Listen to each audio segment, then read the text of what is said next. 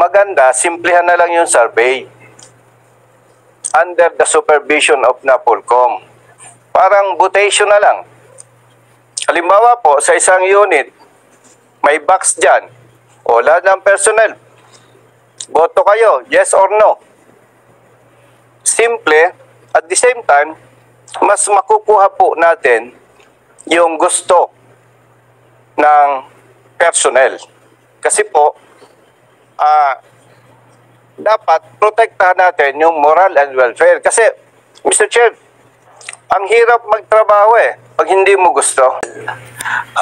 Considering that the retirement age from 56 to 57 involving the PNP organization will be affected, no? Especially the rank and file. And equally important is the BJMP and the Bureau of Fire na hindi po kasama sa bill na to, which is under the wing of DILG. I hope that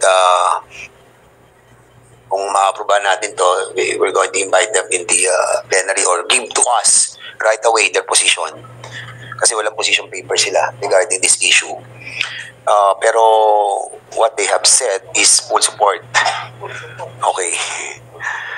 Okay, anyway, we'll be trying to discuss yung issue about the BJMP and the Bureau of Fire in a while. But for the meantime, we accept the letter that was sent to us by the Legal and Legislative Liaison Service of the ILG. So we will be discussing now the issue of the NAPOLCOM. So the NAPOLCOM is now recognized. Chairman? Yes, Congressman Before we Paduano. proceed with the NAPOLCOM and of course the representative from the PNP, let me just manifest, Mr. Chairman, with regards to the official ba to? Letter coming from the DILG in which no signatures affixed in this letter. But of course, because it was sent through email, let us check to them if indeed this is the official excuse letter coming from the DILG. That's number one, Mr. Chairman. Number two, Mr. Chairman, we have since this is their explanation is that they asked to be excused in today's hearing due to an equally important meeting with the office of the President.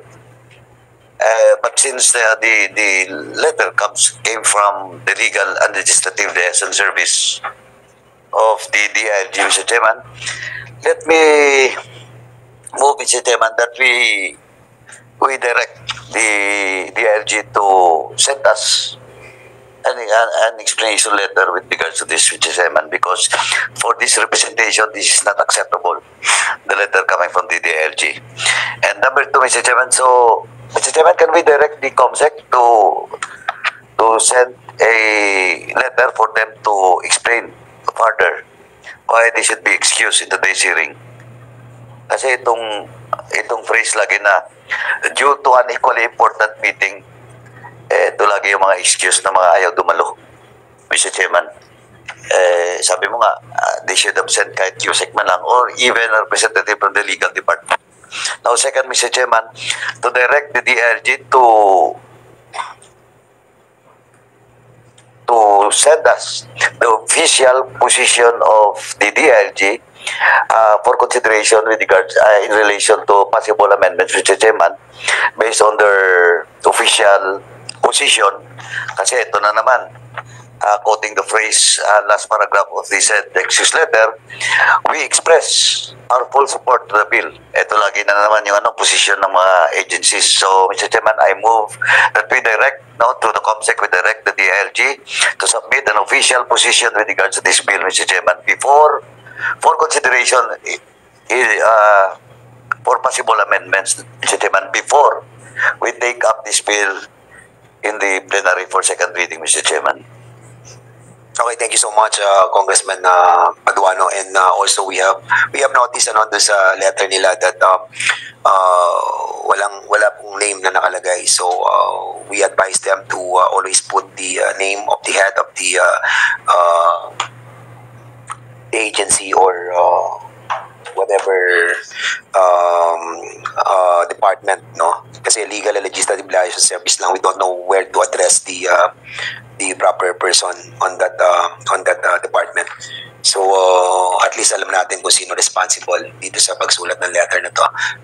And at the same time, ang problem natin dito, I think they haven't really read, no, yung bill, no, kasi maapektuhan dito yung isang two branches of the, di ba, yung BGMP and Bureau of Fire, and they have to be worried about this. Sigurado sila yung babalikan dito. So we advise the ILG to submit to us right away their position paper regarding sa Bureau of Jail and Bureau of Fire, para at least lahat sila, di ba? Hindi yung PNP lang. Anyway, so we'll be proceeding to the next resource person. NAPOLCOM, andito kasama po natin si BC Rico Bernabe from the NAPOLCOM. Sir, you are recognized and your position on this matter.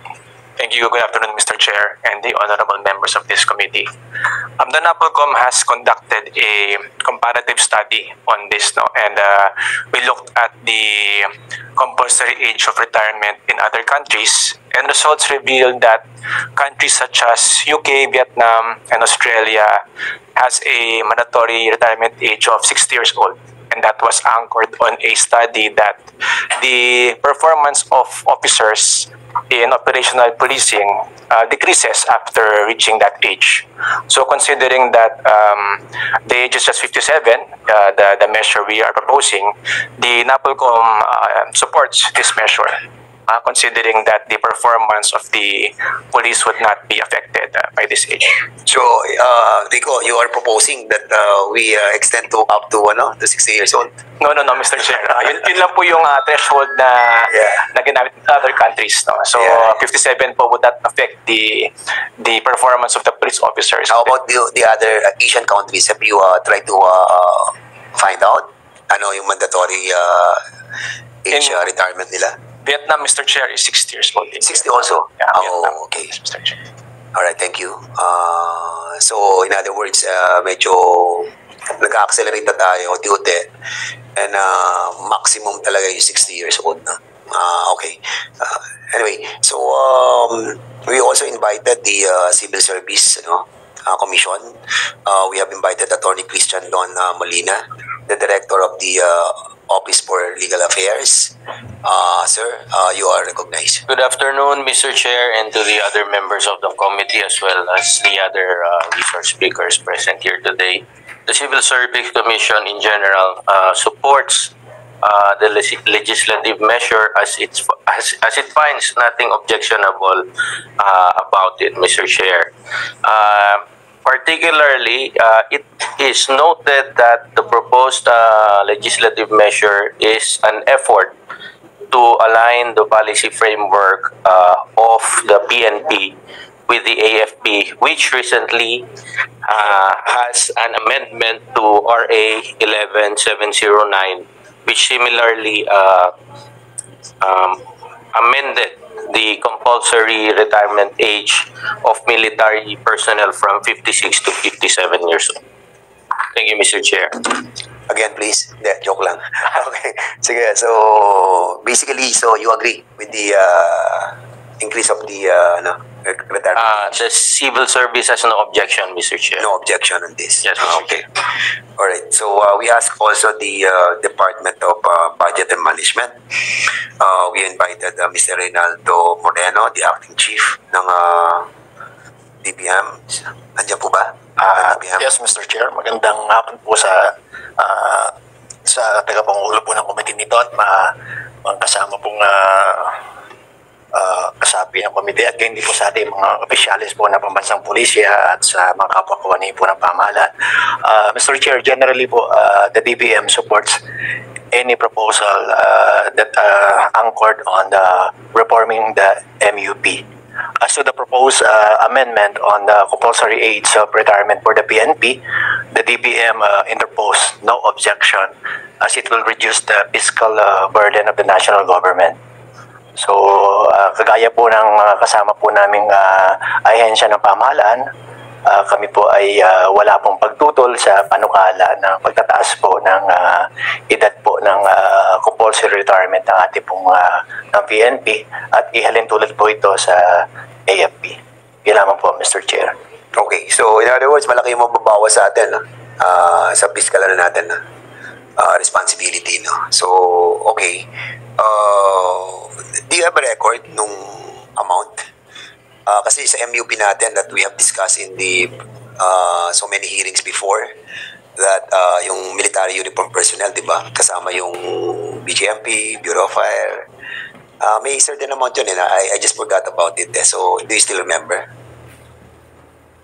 Actually, sir, wala akong dala ngayon, no? Pero kasi inaantay namin yung updated na data from our bureau in charge para po doon sa tamang bilang po ng maapektuhan sa hanay ng PNP. Isasama po namin ito sa official po na position paper na isasubmit namin sa committee na ito.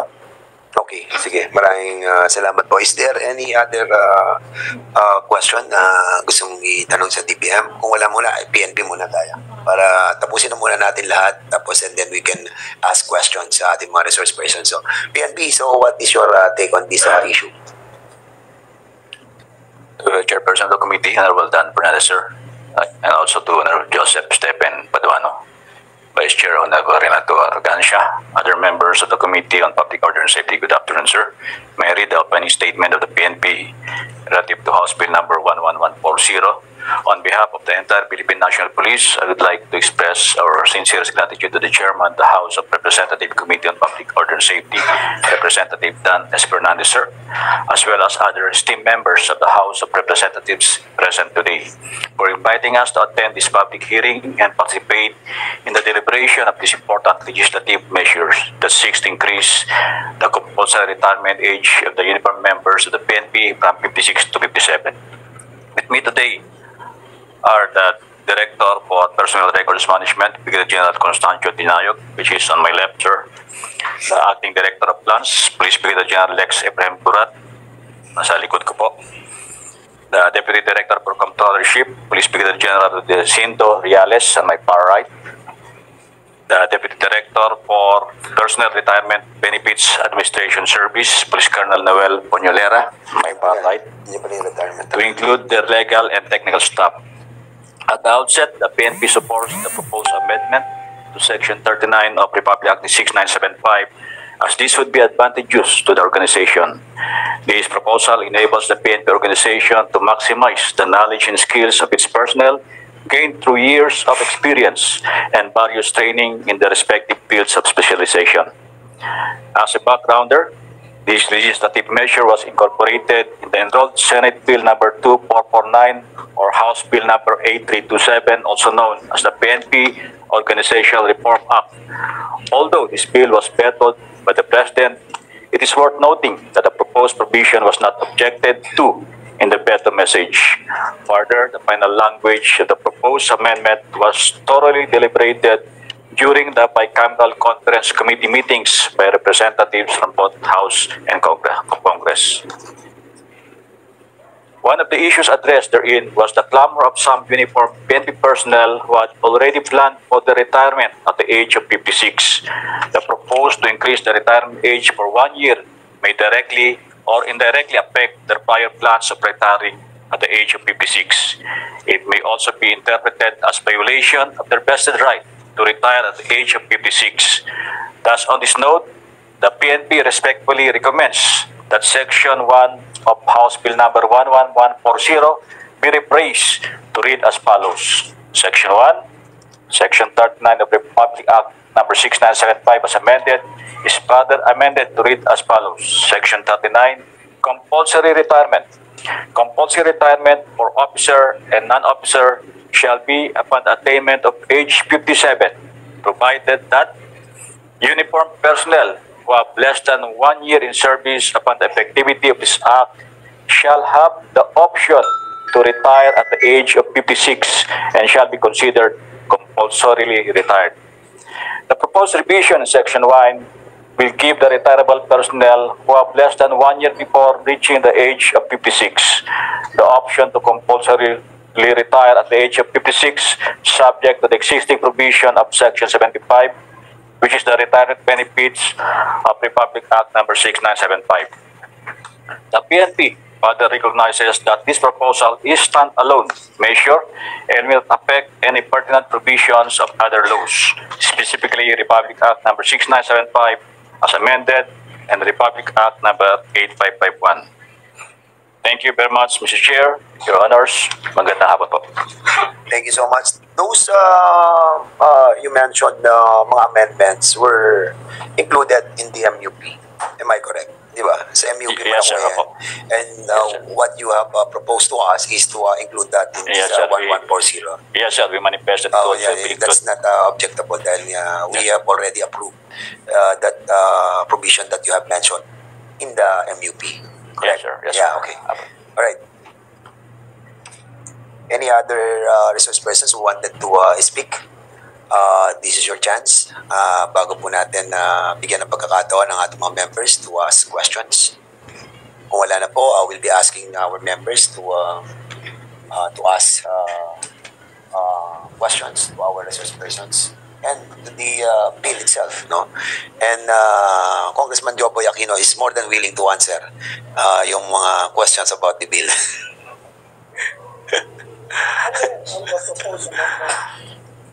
The proposed amendment. Yes, Mr. Chair. Congressman Busita, Senador, go ahead.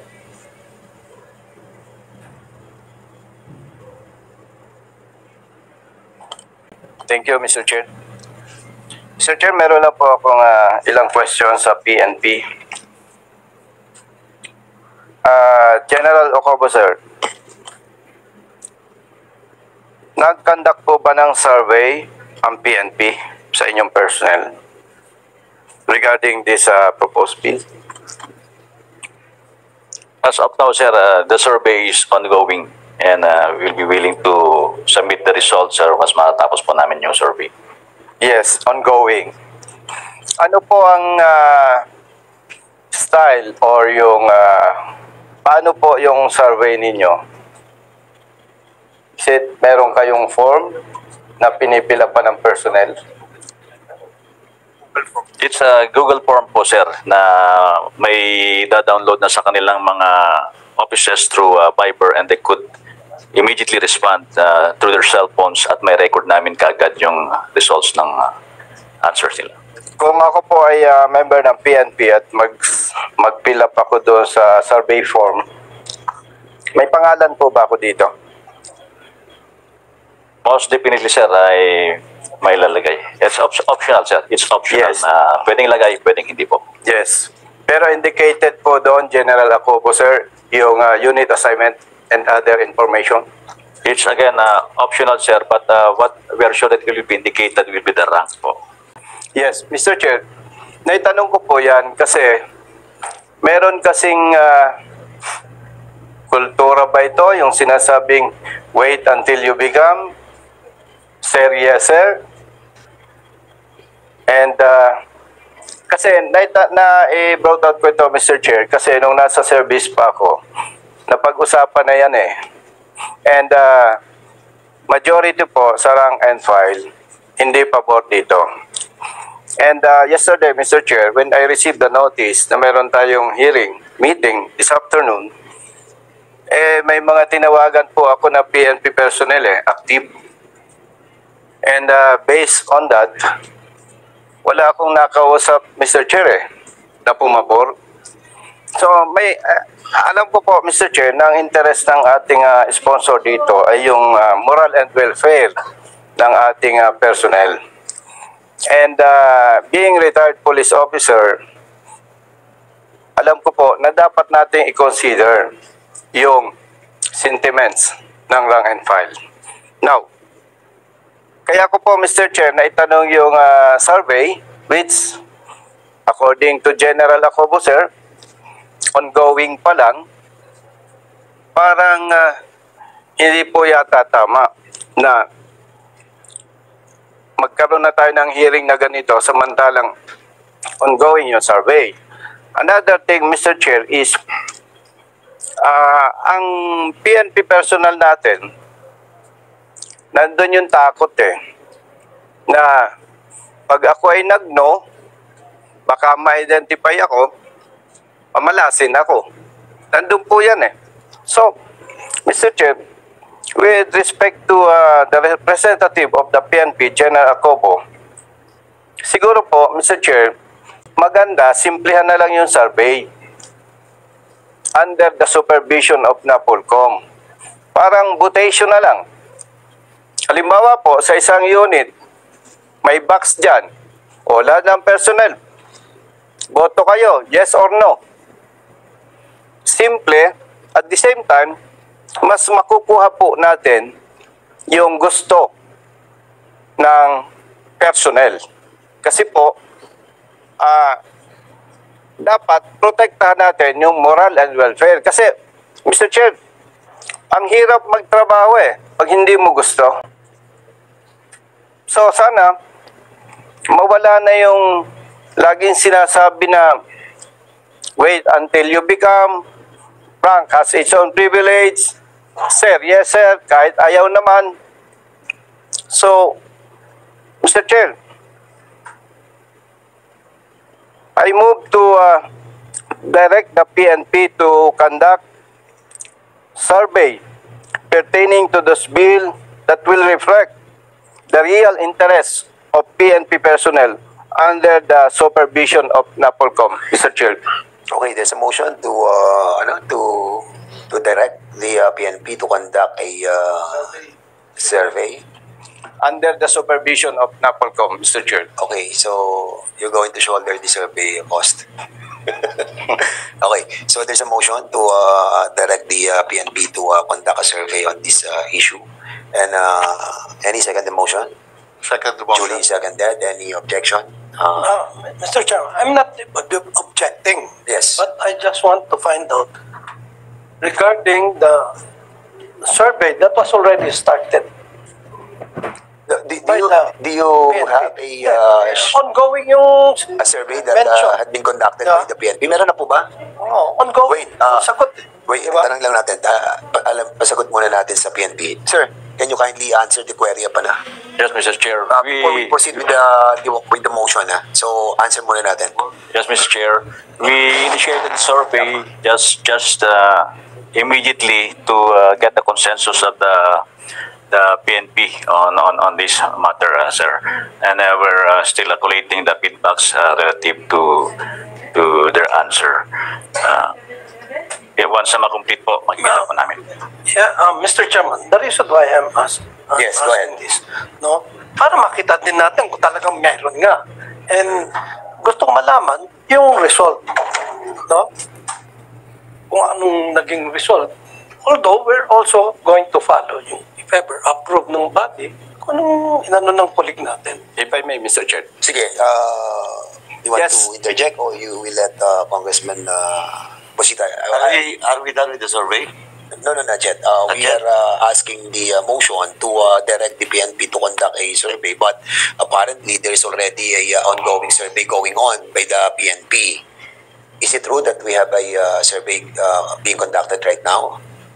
And Yes, what sir. is The DPRM, Mr. Chair, was directed to also conduct a survey and in preparation for this okay? bill.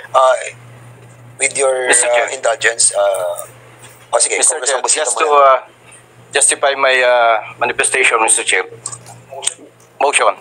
Mr. Chair, na-check ko na po yan yung kanilang survey form. And they can easily check kung sino yung sa unit na yon yung hindi pabor. And meron kasi, Mr. Chair, apprehension sa PNP, among PNP personnel, na say for example, chief of police ako, natatakot ako na mag-no ko baka mamalasin ako. Nandiyan po yan They cannot deny, at yan naman ang totoo. That's why, I'm proposing, Mr. Chair, na magkaroon ng simple at mas mabilis na survey, votation. Let's say for example, Police Station 1. May box dyan. Yes or no lang. Tapos bibilangin. So from unit station 1, yes, 5. No, 25. Madaling ma-determine, Mr. Chair. Kasi, Mr. Chair, para sa akin po, being retired police officer, big deal dito Kasi ang nakataya po dito, moral and welfare. ng PNP personnel and their families. So kung lumabas, Mr. Chair, majority is yes. So be it. Yun lamang po, Mr. Chair. Maraming salamat, Thank you. Congressman Busita. But before the Chair recognizes Congressman Caraps, the Chair would like to acknowledge the presence of Congressman of the 5th District of Bulacan, Ambrosio Z. Cruz Jr. Sir, Congressman Paduano, please. Okay. Let me ask na lang po. I cannot ask my fellow members of this committee, but of course I will ask just the PNP. What's the purpose of the survey? To get the pulse of the rank and file, and that includes also the officers, with regards to the bill or with regards to the retirement per se? We just conducted a prop survey, sir, to get the feel of The feel for what? organization relative to the retirement, sir. Retirement. Yes, Which sir. is, ang ano dito issue is the 57. Yes, sir. 57. Age of, Okay. 57 po. Mr. Chairman, ganito po. Tingin ko, I have with me the original bill, no? In which Section 39 states that compulsory retirement, in which as far as I understand, but I have to check if my understanding is correct with the PNP, the proposed amendments of the PNP with regards to Section 39, compulsory retirement. Mr. Chairman, go ahead. Allow me to read, to read in toto, with regards to the provision on Section 39. Compulsory retirement. Compulsory retirement for officer and non-officer shall be upon the attainment of age previously 56, now 57, as proposed by this bill. Next sentence, provided that in case of any officer with the rank of Chief Superintendent, Director, or Deputy Director General, the Commission may allow his retention in the service for an unextendable period of 1 year. Okay. This is Section 39 of the original Bill 11140.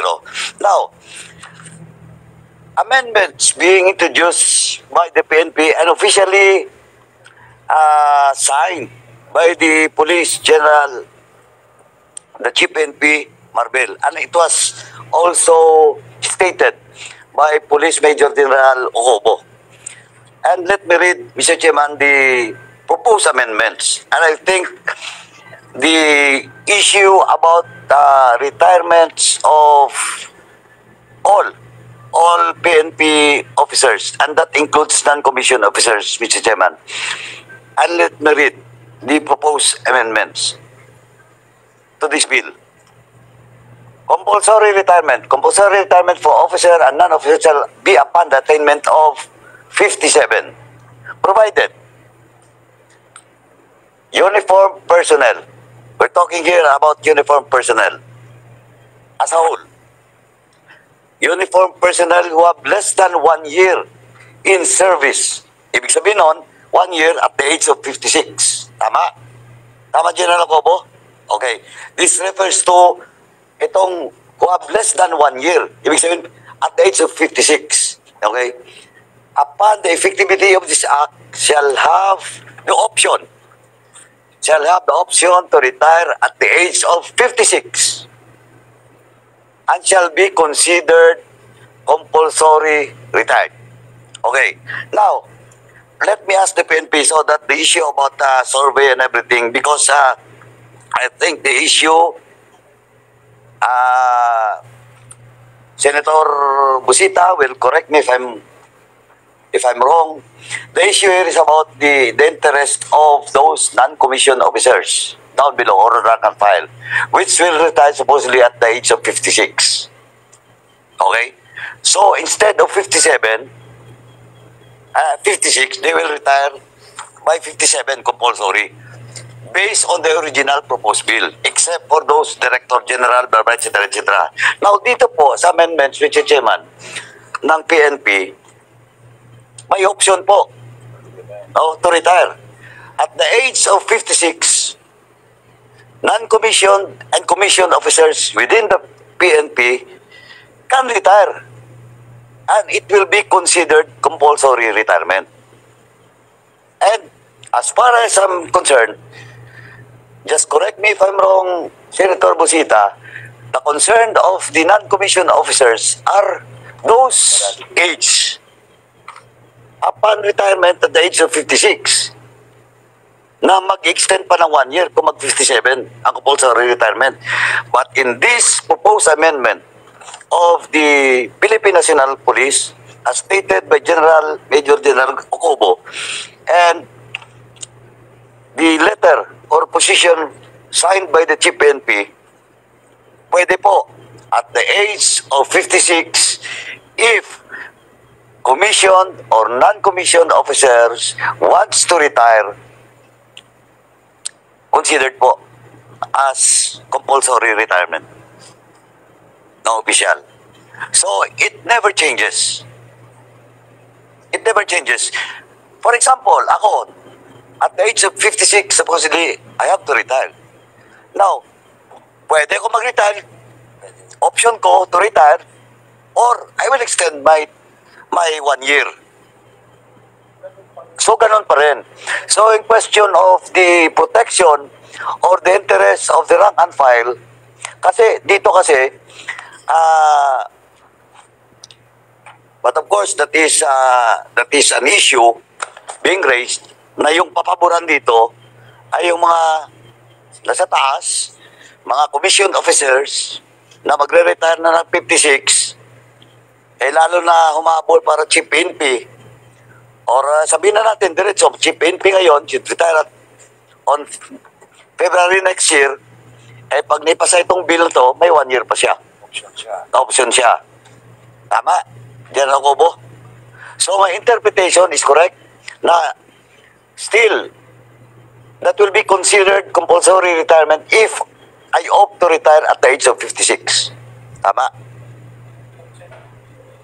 Tama po, sir. Oo, tama. So, again, I cannot ask my fellow members of this committee, but that is based on my understanding and what I felt with regards to surveys and everything. It's all about the age retirement between 56 and 57. But under this amendment, I have said, may option po ang commission and non-commission officers to retire at the age of 56, and it is still considered as compulsory retirement. Yan po. Thank you, Mr. Chairman. Klaro naman yung ating nabasa at sinabi po ng PNP. They have option, no, to retire or to continue for another year, di ba? Mr. But Chair. the question is the sentiment of Senator Busita about the survey that he wanted and directed the PNP to conduct, what I'm trying to see on the motion is the truthfulness of the survey. So basically, siguro, you want to pursue with your motion or... Yes, Mr. Chair. Sige. What's the pleasure of the gentleman from Party List One Rider? Mr. Chair, before I... May pending tayong motion.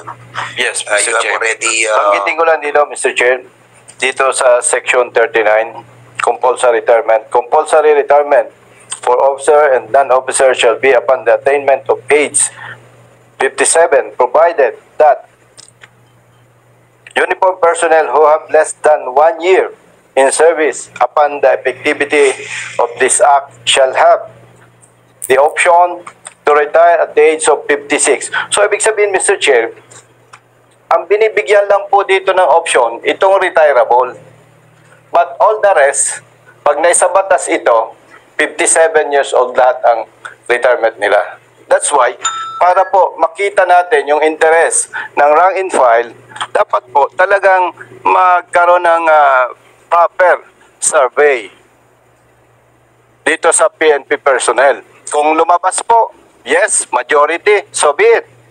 So, ang punto lang dito, Mr. Chair, kailangan yung pulso talaga ng personnel ang makita natin dito. And I believe the honorable sponsor, ang interest lang talaga nito is para maproteksyonan yung ating personnel, yung moral and welfare nila. So, kung hindi natin makuha, Mr. Chair, yung talagang pulso ng personnel, conflict yan doon sa interest ng author. Hindi po tama yon. So, yun lamang po, yung nabanggit kasi dito. Thank you so Mr. much. Chair. We have really to balance everything. We know that there are advantages and disadvantages on the retirement age from 56 to 57. We know all about it. No? At alam natin that the junior officers will be really affected. No? Even without the survey, those junior officers will really react on this. But having said that, we already discussed as well the benefits of those other senior officials to be in service for another year for their capacity to lead the organization as well. But of course, hindi naman nila monopolize yung servisyo din, di ba? So, be that as it may, the reason why we are here is to approve or not the bill that was filed by the speaker and all other personalities in this as a co-author. So basically, I think we have discussed this lengthily, before and today. So one way or the other, we have to approve this measure in favor or not in favor of this House Bill 1140. But a while ago, you have a pending motion to direct them to conduct a survey, duly seconded.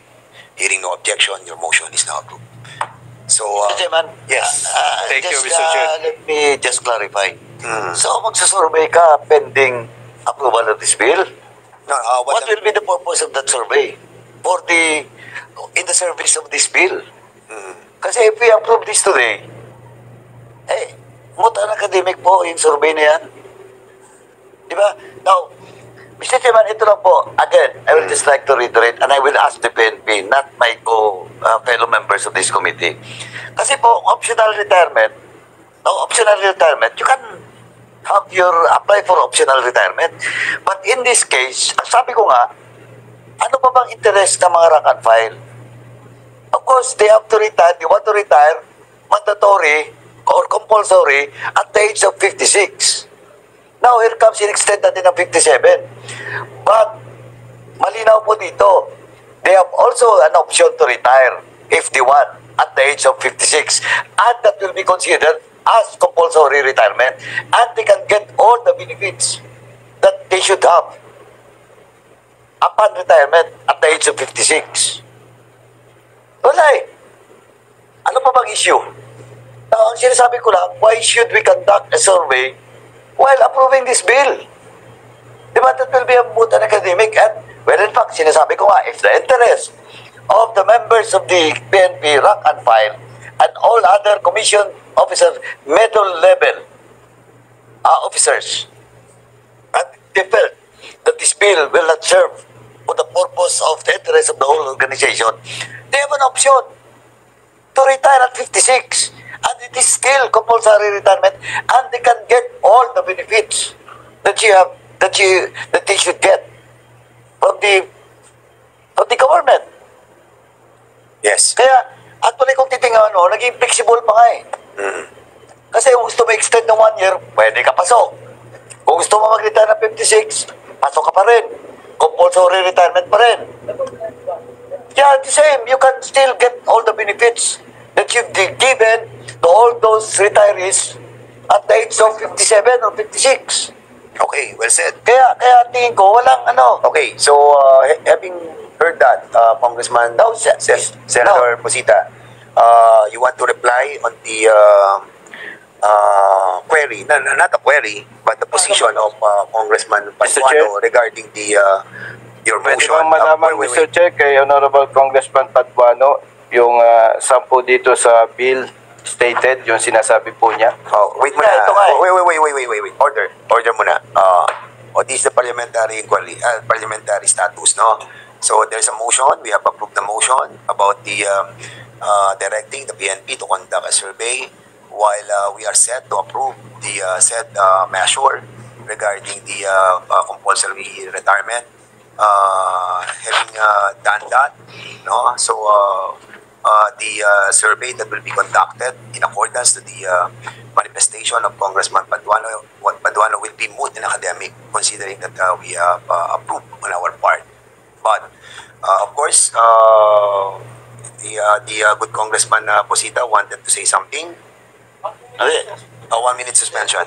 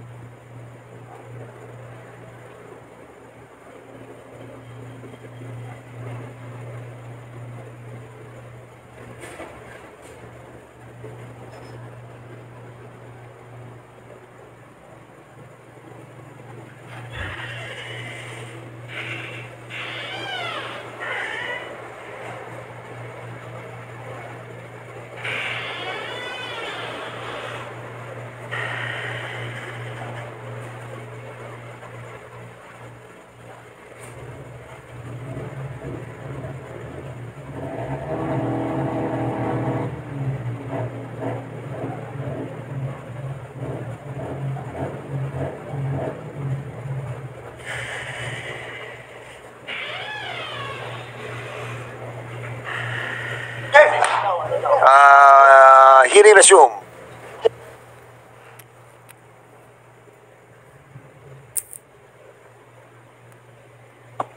Okay, sa ating parliamentary status, we are in the period of asking our resource persons, regarding issues doon po sa 56 to 57 years old. But remember, this compulsory retirement and the increase of the age of retirement were already been approved by the House of Representatives and even the Senate. Under the, what bill was that? Under House Bill number 8969, Section 4. Yung pong compulsory retirement, 56 to 57 were both approved by the both houses. And the veto of the President does not include the compulsory retirement of 57 years old. In other words, naaprubahan na po ito ng dalawang houses. And as a matter of fact, we have discussed this lengthily. Now, what we are trying to discuss is a separate yung retirement age.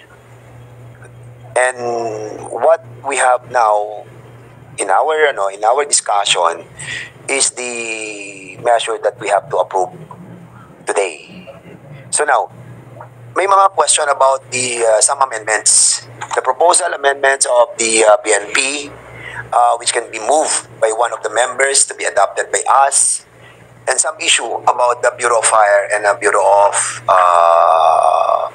Jail Management, that they have to be included as well in this retirement age.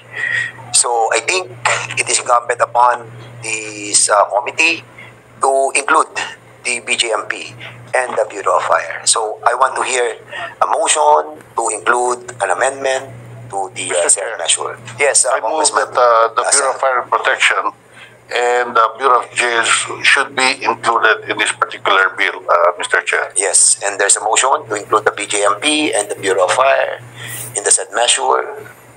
Any objection? Hearing there's a second motion and no objection, the said motion is now approved. All right.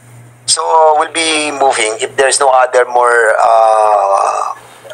questions or queries, so we'll be moving on the next part, no? Ito yung ano po. Mr. Chair. Yes, Senador Busita, go ahead. Mr. Chair, masama lang kasi ang loob ko kung hindi ko ma-brought out yung sentiments ng Bangin 5. Ano po bang malaga? Yung gusto ng ilan o yung gusto ng majority? Especially those affected personnel from the PNP. Isinama na po natin yung BGMP and Bureau of Fire. I think in the interest of service, Mr. Chair, laging ang mahalaga dyan yung majority. Majority lagi, Mr. Chair. Hindi pwede yung ilan lamang. But of course, I respect the members.